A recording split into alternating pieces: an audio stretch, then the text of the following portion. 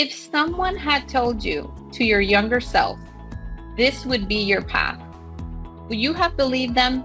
She needed her daughter to either meet her expectations or beat her expectations. I am a female, okay? I am Latin American in a country that I am split. Life telling you or showing you, you need to push through. You need to show up. I saw it, I lived it, I touched it.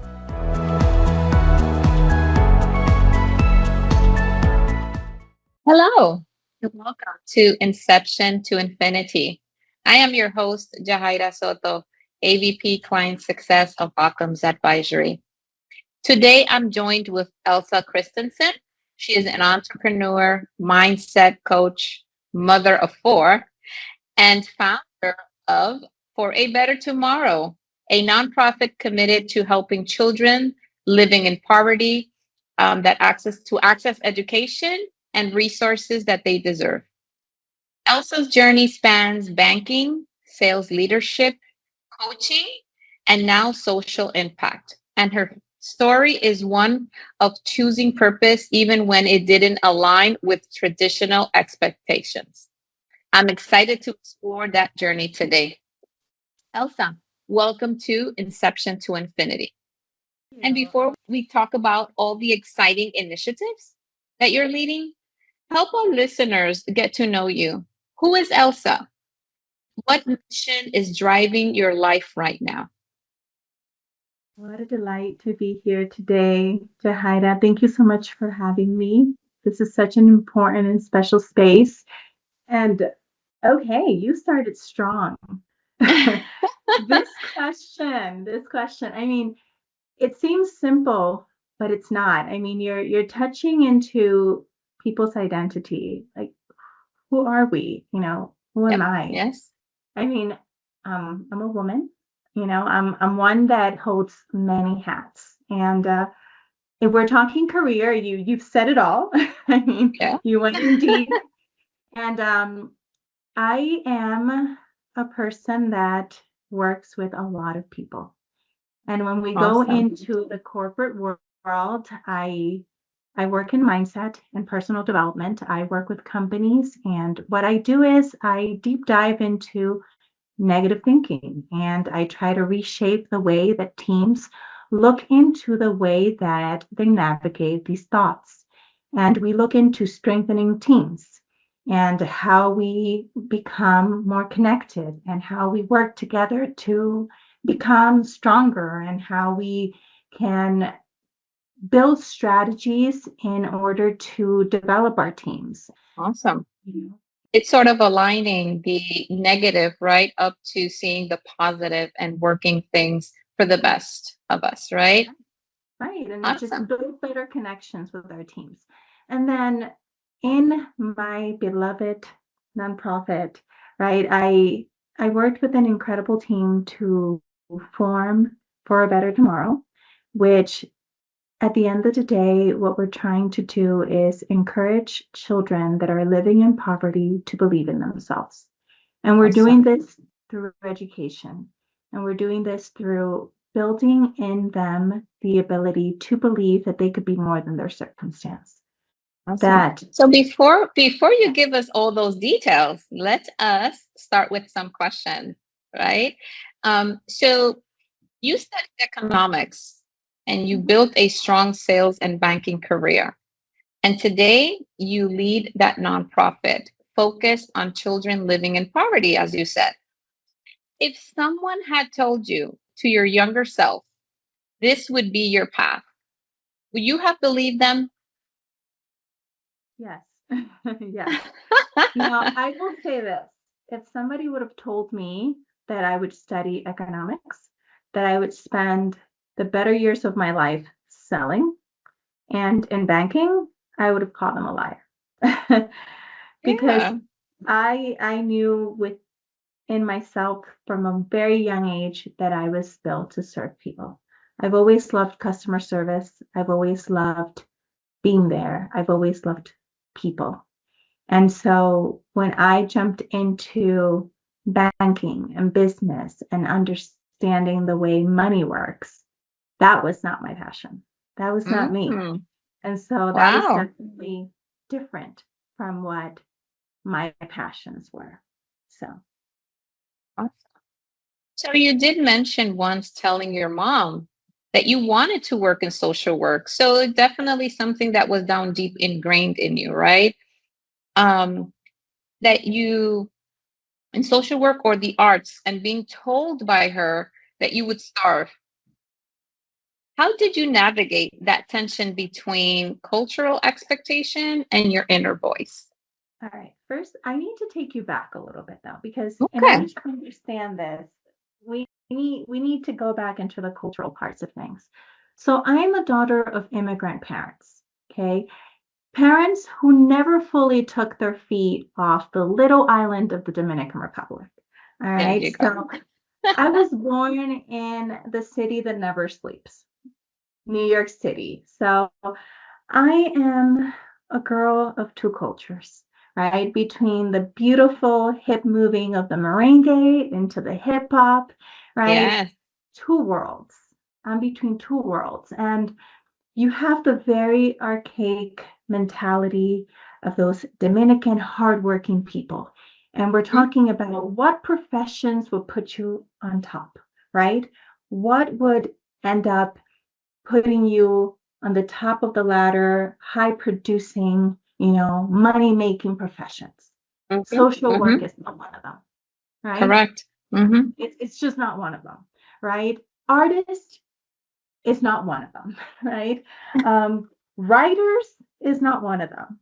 And for them, that is not what they saw their oldest daughter becoming. Doctor? Most definitely. Yeah. Banking? Most definitely. Lawyers? Yes, please. Yes. Right? And so when their oldest daughter walk up to your mom and says, by the way, my mom was a chemist, Mhm. female, okay? Only woman in I her was going to say field, that. Mhm. okay? To go into that profession, the profession of men. This woman is prideful. Yeah. This She woman, broke stereotypes, right? She she broke did. stereotypes back then. She did. And she is very prideful about that. And so for her, she needed her daughter to either meet her expectations or beat her expectations. There was Mhm. nothing below that. And I was also not the favorite child. Okay. Mm. And so, and so for an 8-year-old girl, that's hard. That's hard. And so there is a lot of difficulties, a lot of traumas Mhm. goes into Mhm. that. And to understanding that not only I am the oldest child, I am a female, okay? I am Latin American in a country that I am split, right? Because I'm not fully American. I'm also not fully Believe in it. Hispanic, right? Mhm. And English is my second language, right? Is it? Right? And I'm expected to be more. But then my passion is to serve. But then I Mm. can't because it's not good enough to serve, Right. right? And so I am stuck in this spiral of not knowing where I need to be or what I need to be. Now, to add to that, I did not learn to read or write until the fourth grade. Now do the math. Oh, wow. How old are you in fourth grade? What is that? I would say about 8, 10, 8, 9, 10. So then that, yeah, about that. And actually, you're about 12 because my kid is 7 There you go. and he's in second grade. And so you're old enough to know how to do this. But why was this? Mhm. It's because my parents kept plucking me out of one country and planting me in another. This kept happening. So I could never fully understand a language. I just kept plucked in and plucked out of a place. My Mhm. parents did not learn English. Okay. So I also did not fully understand a language completely. And so I am just this mess, right? And I'm trying to find my identity.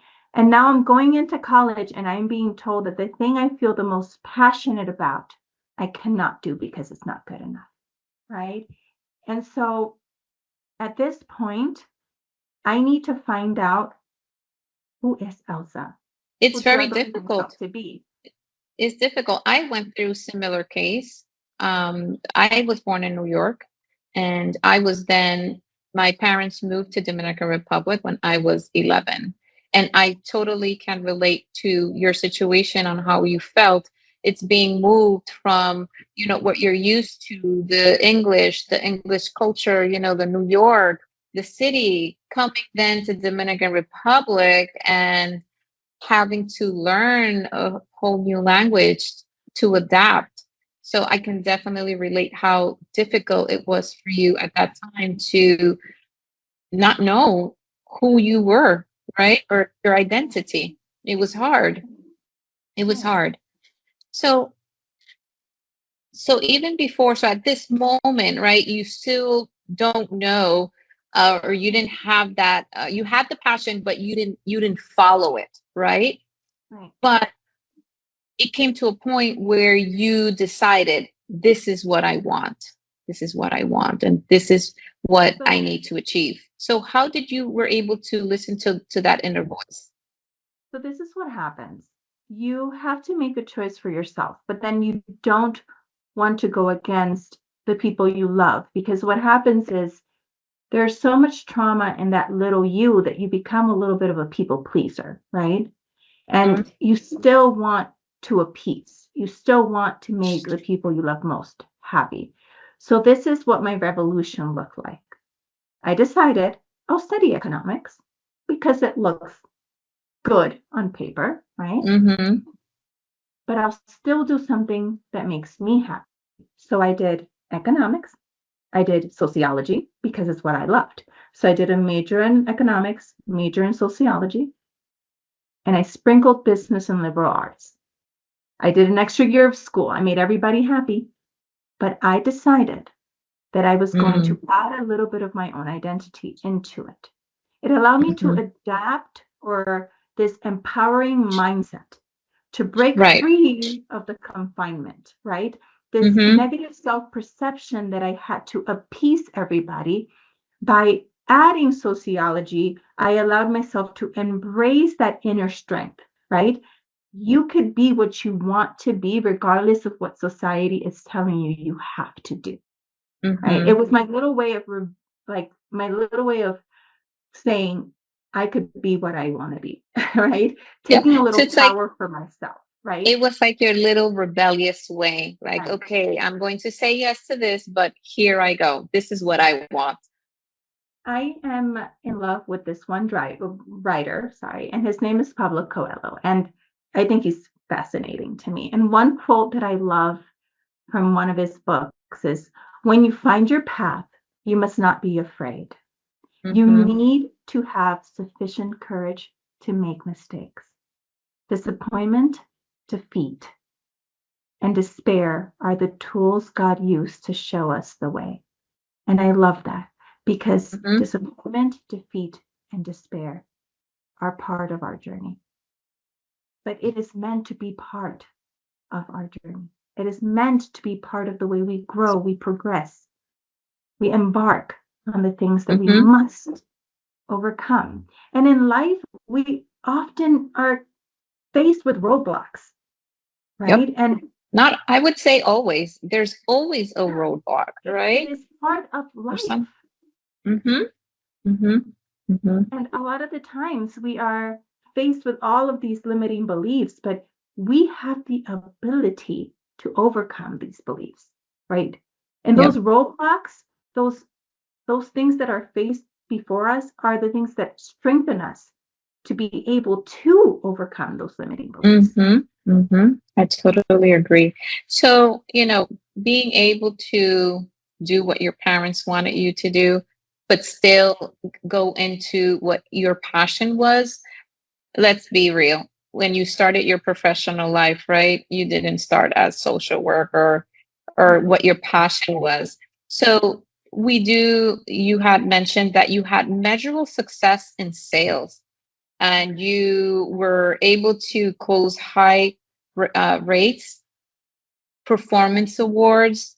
What skills from sales helped you build a nonprofit? But not only from sales, from your banking experience as well. What do you think that helped you build this nonprofit? I always say this, and I decided to change my mindset about it as well. But I always say, I hate sales, but I'm so good at it. Okay.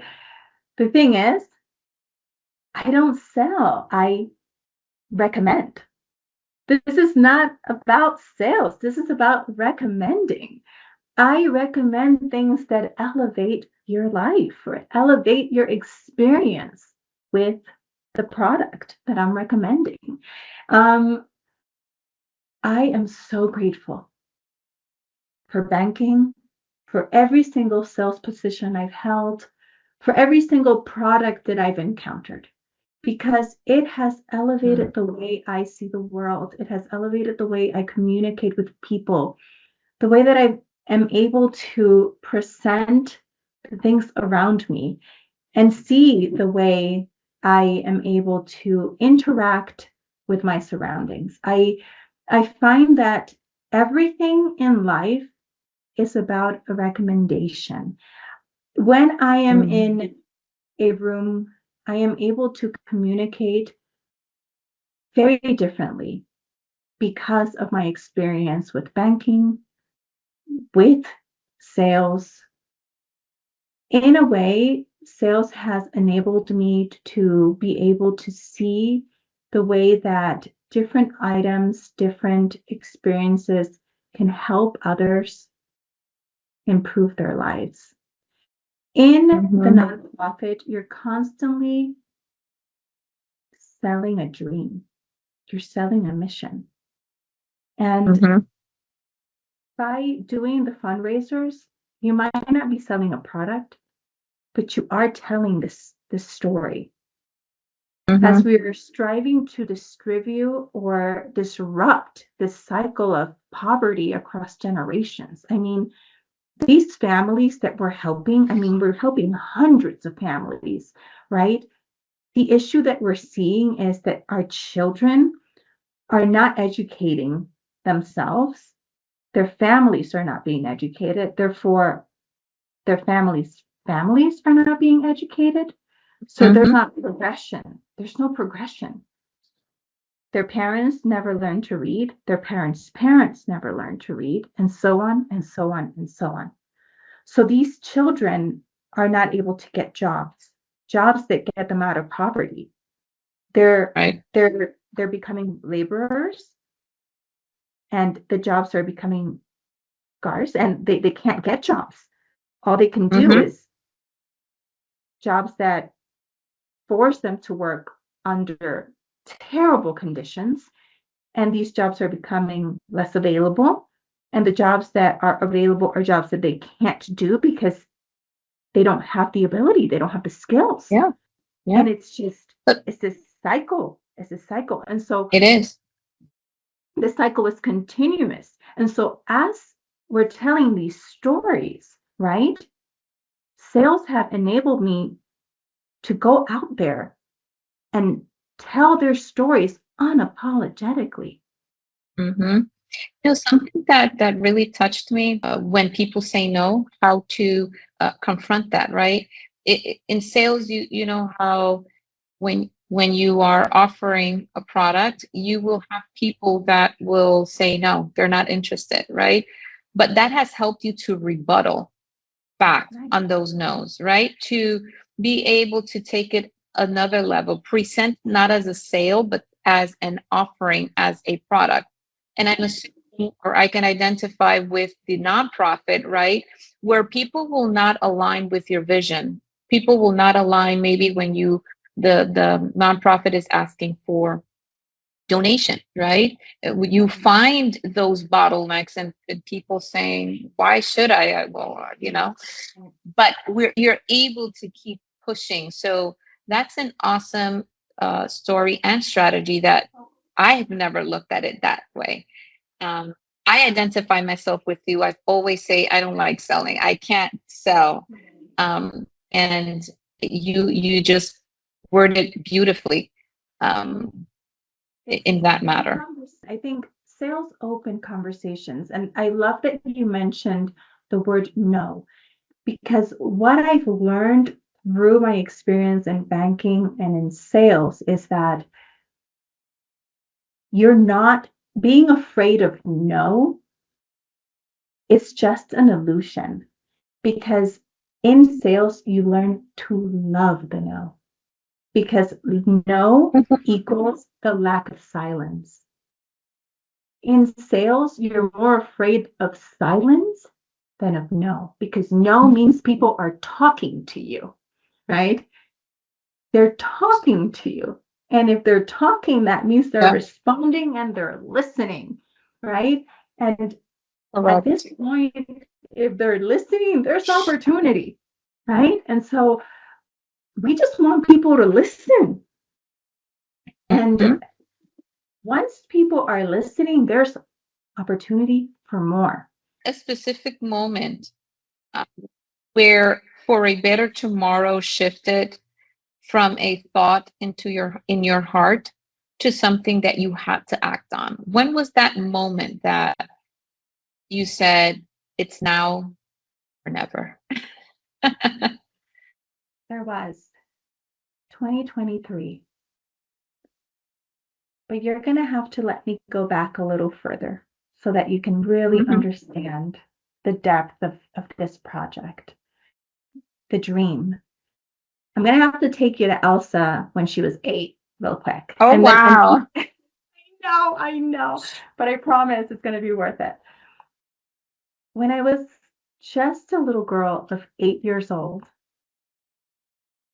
I came to the understanding that there were children that simply had more than others, Mm, that some were very, very poor. yeah. I told myself that one day I would make it better. I Mm, had no idea what that meant. I was too little to understand it. right. I would I would take I at the time I would go back to the Dominican Republic, right? Back and forth. And I would take all my little lunch money and I would buy snacks. Okay. Hmm. And I knew my ABCs and I knew some letters. And I would do this little school in my little marquesina, which is like a little parking area, like a Hmm. little garage.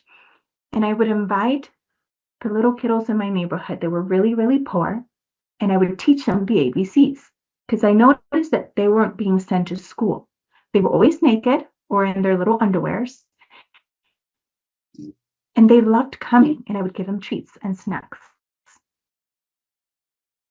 And I knew that there was something that could be done, but I had no idea what could be done. But I knew that something had to be done. And then as an adult, I grew older. I told myself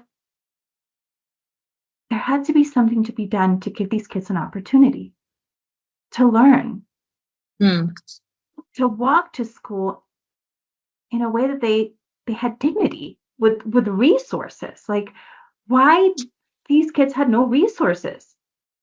How come they had no resources to succeed? It just made no sense to me. hmm. I had seen way too many children walking into class carrying their supplies in plastic bags, sharing broken pencils, writing in scrap papers. How could that be possible? I couldn't understand that.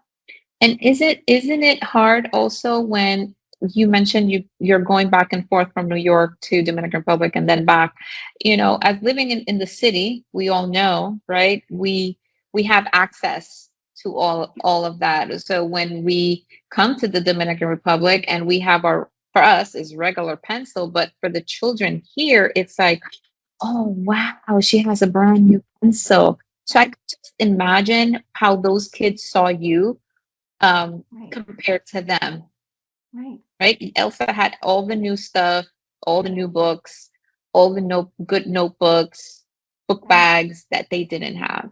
right. And I was going on to a private school. I was going to a private school. And this was, I was going to a private school in DR because I would go to Right. DR during the summers and they would put me in school there during the summers. And I was going to a private school. And I remember going to buy my school supplies, and that was my favorite time. I loved going because I loved picking all the stuff and the colors and the color Okay. pencils. I just loved it. It was such a great experience for me. But I remember going back there and having that desire to do something about it. And I ended up giving my stuff away, right? Mm. And, and I just wanted to do more. And I just thought to myself, I want to be the person to do something about it. I don't want to be the person that talks about doing something about it. Mhm. And they don't even have the bare minimum.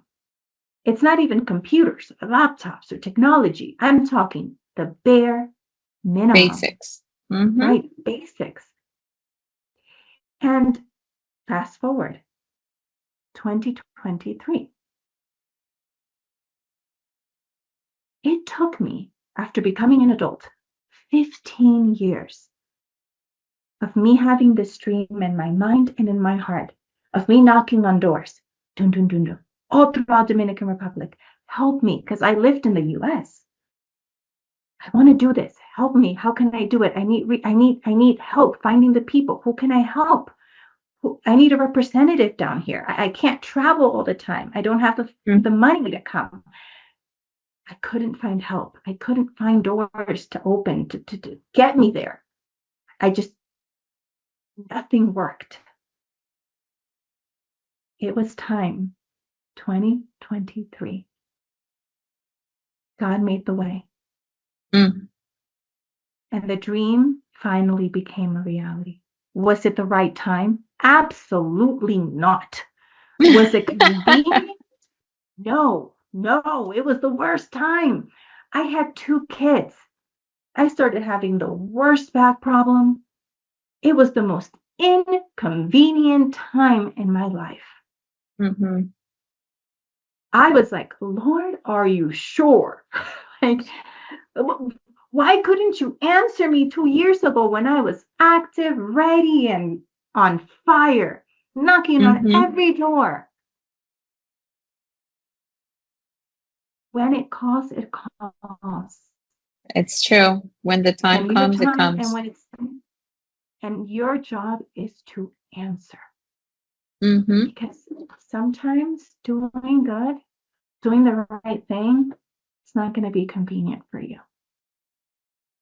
And it Yeah. doesn't get easier as the time moves forward. But Mhm. that's when it happened. And you know what? It wasn't convenient for me and it wasn't easy for me at that time. But it Yeah, was the people, right time. we usually think that dreams or the fulfillment of dreams or desire come at the moment that's convenient, like, okay, I'm going to be ready, I would have college degree, I may have studied into it, but guess what, it doesn't always happen that way, and it usually comes in those inconvenient ways, and it's kind of like life telling you or showing you you need to push through, you need to show up. And just like the Nike statement, right? Just do it. Do it. Do it. Just do it. So, what about the name? What's the story behind the name? What does a for a better tomorrow represent? And I love it because it's with the number 4, right? Yeah. For a better tomorrow. And I know that has a significance. So, what does it represent? And along with that, can you let us know what did you feel called to pursue addressing child poverty in the Dominican Republic? I mean, you kind of touched base on it, but more in depth, what made you pursue specifically the Dominican Republic? The Dominican Republic, because I saw it, I lived it, I touched it. And there's nothing more powerful than when you can actually experience it for yourself. Mm-hmm. I was able to not only hear about it, I saw the children cry. I heard it. I saw their tummies filled with worms. Yeah. Yeah. And they lived right next to me. I saw the inequality happening right by me. Right. And It's not that you like sometimes like we don't live it, but we see it on TV or we see it on other nonprofit organizations, right? But to live it, it definitely impacts differently. It hits and differently. don't get me wrong, there are poverty everywhere, including in our backyards. And Hmm. I've been asked, why don't you help the children in your own backyard? And I think that is a very valid question. And when I was asked, I researched it because I appreciate the inquiry and I think it's correct. And I said, you're right, let me research it. And I did. And when I did, I found thousands of organizations that were Hmm. helping the children in my backyard. And I touched my heart and I said, thank you, God. Thank you. Because I said, Yes. someone's looking out for the Hmm. children in my backyard. And then I did another research.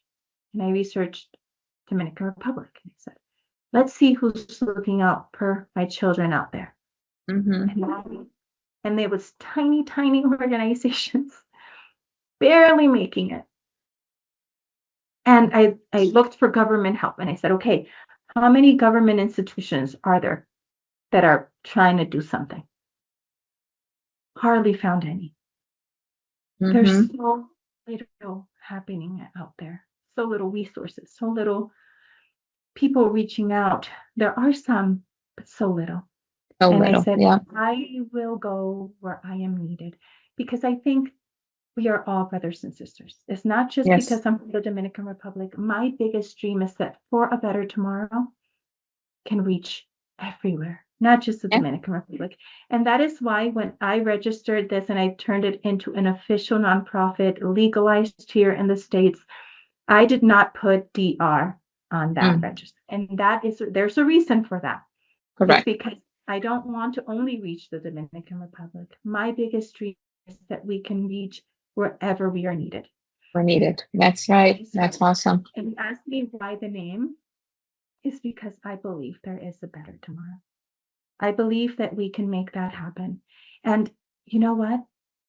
There was a time where I thought that I wasn't enough. And I almost froze. I almost did nothing because I thought that what I had to offer was not good enough.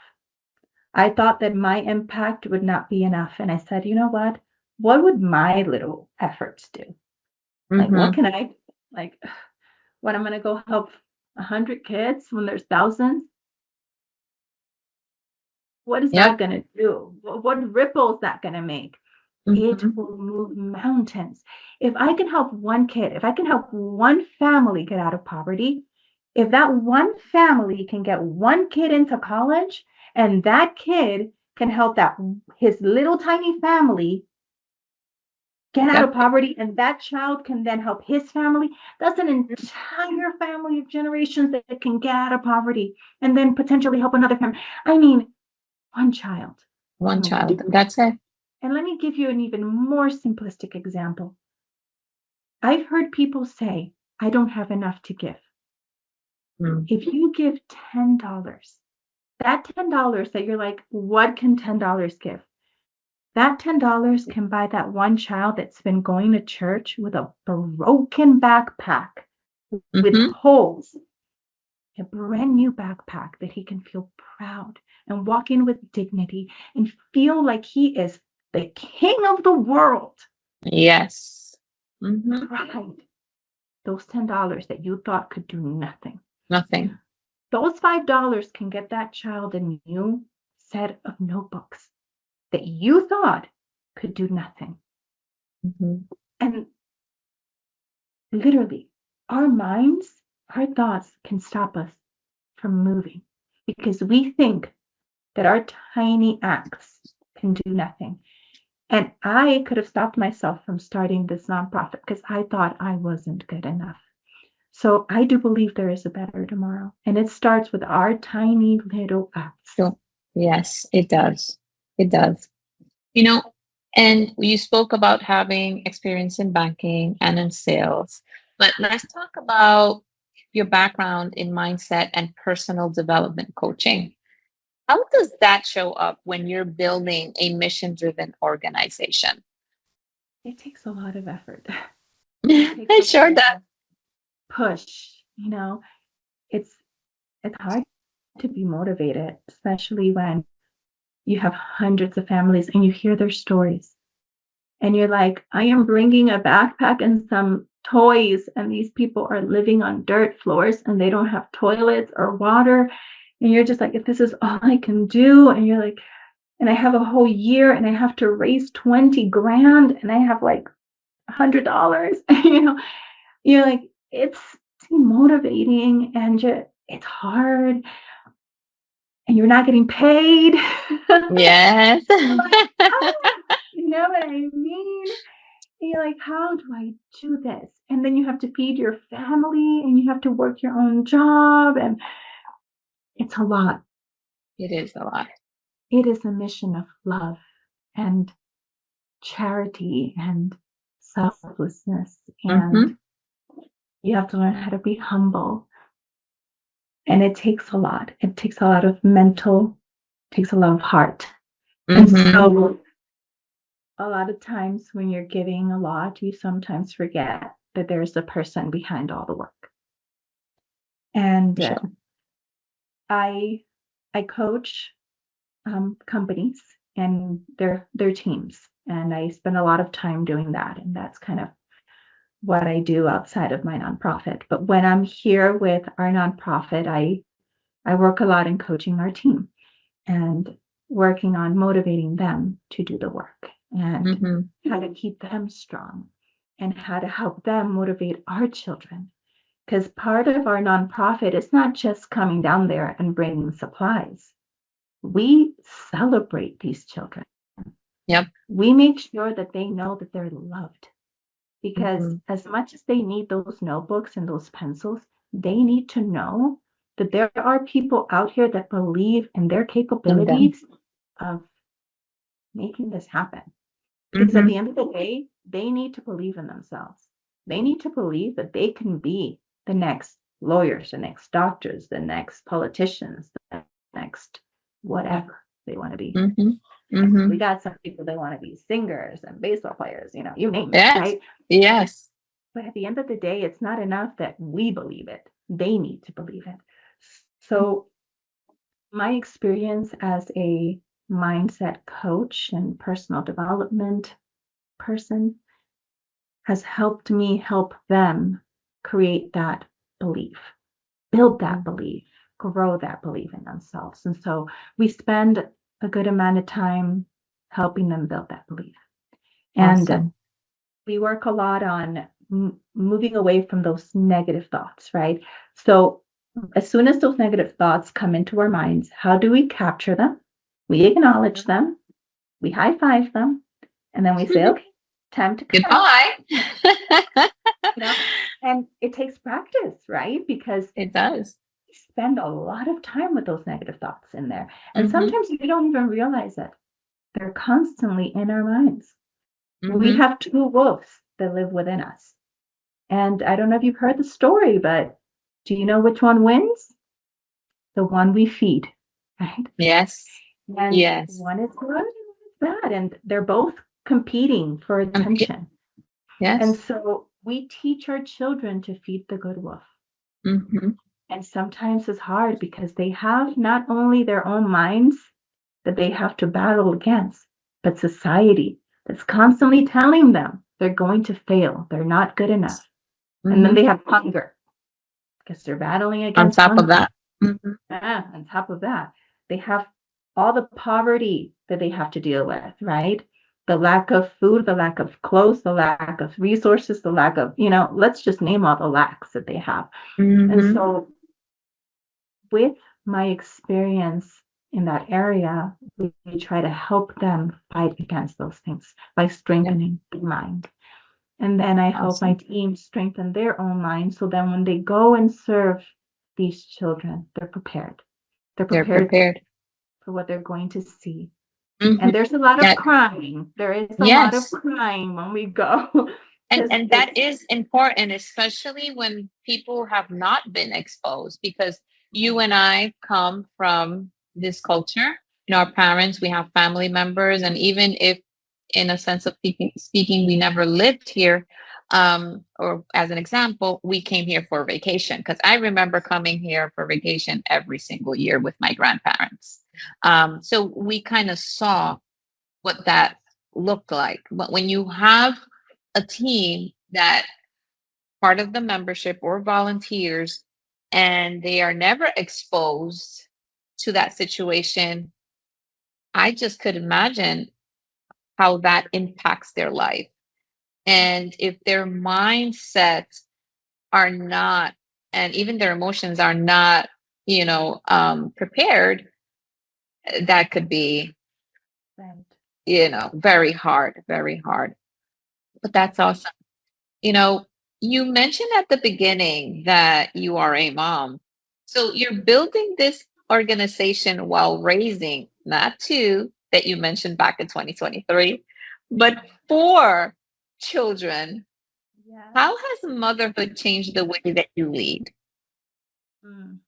Oh, definitely a lot of patience. There has been a lot of trials, and it I've grown in love. There's been a lot of love and a lot of humility.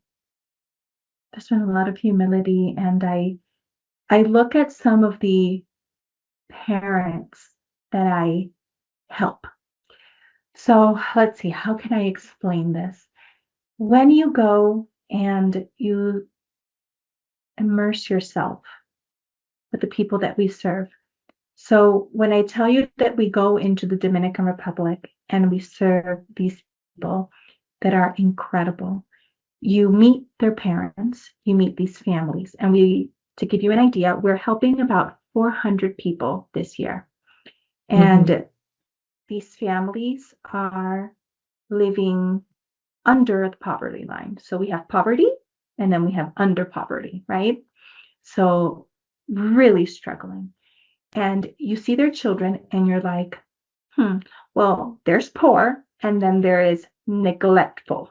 you're Hmm. like, and you're like, you can still shower your kids, right? And you almost want to judge them. You almost want to be like, right? Right? Because you're a mom and you're like, if I was poor, right, I would still care for my kid. But you're not in their shoes. You're not in their Exactly. shoes. And it's very easy to say, well, I would have done this, Hmm. right? And then you walk into their homes and you really, really see their situation. And then you say, I should go repent real quick. Because I judged this woman without truly understanding this woman. Hmm. And I was humbled because as a mom of my four babies, I wish I could do so much more for them. And I found myself judging a mom one time because I met her grandbabies and their ears were filthy, their nails were dirty, and they smelled like cow poop. Mm-mm. And I said, absolutely not. Why would you send your child smelling like cow poop, right? And I was just, and the child couldn't speak. And I discovered that the child could speak after being with her for 15 minutes, but all the teachers didn't know the child could speak. Oh, wow. After 2 years with the child, they didn't know, but I could speak to her after 15 minutes. Mm. I said, this is neglect. My heart was broken. Mm-hmm. I went to the house and I realized they had no running water. There was no way for this lady to wash her child. They had no bathroom. They used the backyard. They digged a hole. They buried it in the backyard. And my heart broke for the judgment I placed on this woman. So after being a mom of 4 and understanding that I have been infinitely blessed, infinitely, I have learned to be humbled. And I have learned that being a mom is the greatest gift that I have been given. But being a mom in a country that allows me to be the quality of mom that I am. At the end of the day, my hope is that the way that I lead can be an example for my children, as I want them to become leaders for their own children, for their own families. I mean, I have 3 boys, right? And they will have to learn how to lead their families. And I have a little girl, right? And I want them to be able to continue my work and find passions of their own and create their own works and learn how to serve others and become this force of nature, right? And leading takes work that requires building blocks, right? And become steps that will then help them earn all these experiences that will help them build stronger relationship, not only with themselves, but with the people around them. So for me, it's become a life's work to become a better leader every single day. So It's an instinct that every parent has, right? It's a belief. Now, there's a belief that impact work and financial success can't coexist. How do you think about money, sustainability, and purpose now? I believe that that is false. Completely false. I am a living example that when you serve others, the universe, I mean, whatever you believe in, for me is God. He shows up for you. You know, God provides, the universe provides. I mean, when you are there to serve others, when you are there to do the work for your brothers, for your sisters, for the people that have not been blessed in the way you have been blessed in this world, the things that come back to you multiply. I mean, just this past summer, I was pregnant. I mean, I've lost count because I've been pregnant twice in the last 2 years. But 2024, I've literally lost count. 2024, I was pregnant and I shipped my husband out. And I was a month to have my little boy, and I was scared. And I stayed with my 2 boys, and my dream humanitarian trip was about to happen in my town, the one that I've been talking about. And I wanted to be there so badly. I wanted to be there. And everybody said, "Also, we can cancel it. We can move it. This is your dream trip." And I said, "This is not about me. This is about these children. This is about the people." My team went down there. My husband went down there. And the most incredible thing happened. They served over 350 people. They were greatly blessed. And I ended up having my baby by myself in a hospital. My baby ended up in the NICU. And the Lord blessed my family greatly. Mm. And we were able to not only have my little boy and buy a new home in the midst of all that crazy, it was just incredible. And understand one thing, this entire nonprofit, all of the volunteers, all of the board members, we make $0. Everything we receive is donated to the cause. This is a nonprofit that donates everything it receives because we have nothing. We get nothing to pay our people. And this is the ultimate dream. My dream is that I can say to my board members, quit your jobs and let's serve. Let's serve together. Let's go help hundreds of people. I wish I can take all of my board members' talents, all of my talents, my husband's talents, and go serve, go bless the lives of the people that need us so very much. And I wish we had the funds to be able to pay our board and our volunteers and say, use your talents to do good. And here, you're able to take care of your family. Right. I wish we can do that. And that would be the ultimate dream. But we can't. So we do it by basically donating all of our hours, donating our own money to do this work. But we do it because we know it is worth it, because we know these people are worth it, and because we know that we will receive so many blessings by doing so. We do, and we do, and they can coexist. Yes. Because we've been doing it for 4 years, and we have not been lacking of blessings. You would say contrary, we have been growing, right? We have been growing. Because the first trip, how many families were you able to bless, for example? The first trip, we blessed 133 families. And this year? And we are now about 400 families, and we're going to do, so 400 children. We are actually going to also be helping a hospital.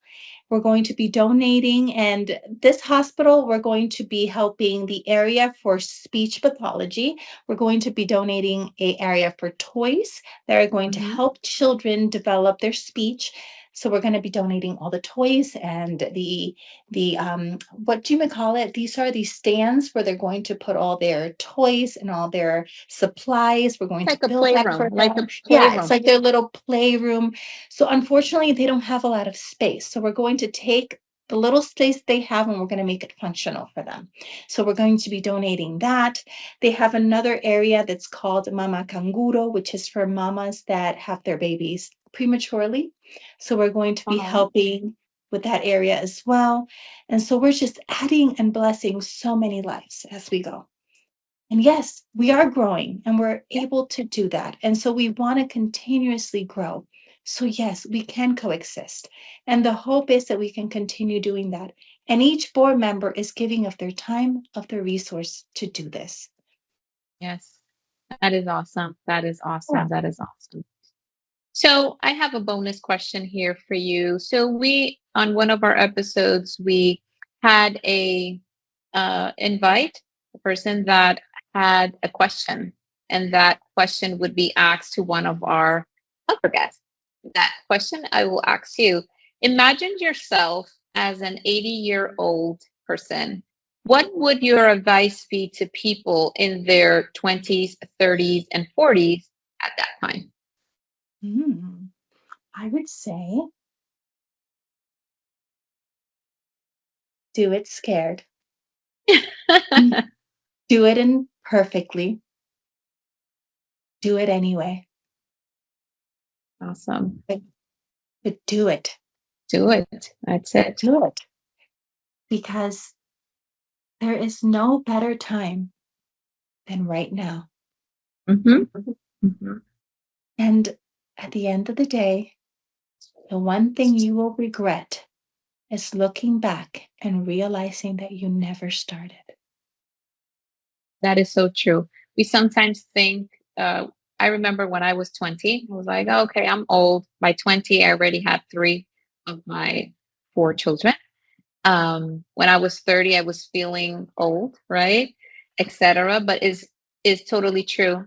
You need to start you need to continue to ignite the passion, the dream. Don't ever forget about the dream, Yeah. right? And so thank you so much, Elsa, for reminding us that building a better tomorrow starts with action today. Your passion and dedication are truly inspiring, and we're honored that you joined us. To our listeners, if today's episode inspired you, make sure to follow us on YouTube and Spotify. Share this episode with someone who needs encouragement, and we'll see you on the next episode. Thank you. Bye.